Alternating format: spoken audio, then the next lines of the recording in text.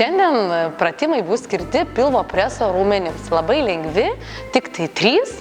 Ir žinokite, jeigu darysite 3 kartus per savaitę, tai atrodysit galbūt taip pat kaip aš. Taigi pirmas pratimas, atsigulėme ant žemės, priglaudžiame nugarą pilnai, rankos už galvos, alkūnės į dangų, į lubas. Ir tada alkūnės keliame tiesiai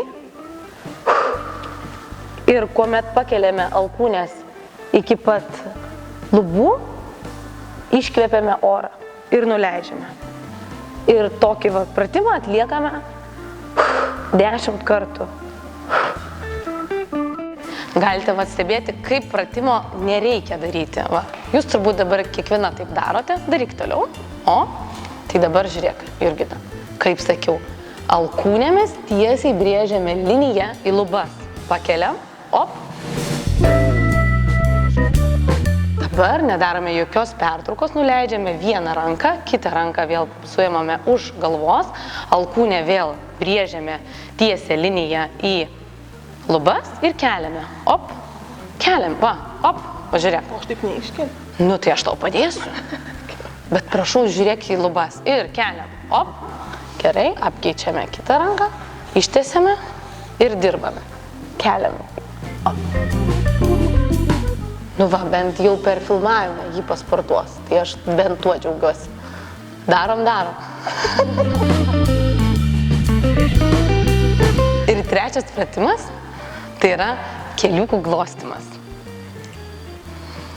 Paimame ir kitą savo tobulas šlaunis. Su iškvėpimu, opa, bandome nekelti jokių būdų kulnų ir glostome, iškvėpėme. Nieko, pirmą kartą iš tikrųjų paprašykite savo šeimos narių padėti darant šitą pratimą ir bandom, Jurgita. 1. Aš tau sakysiu komplimentus.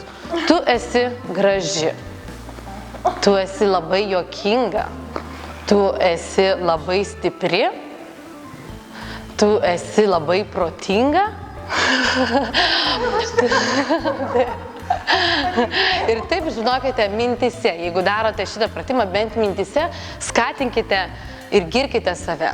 10 komplimentų, ir jūs jau gulite pakirsta ant žemės.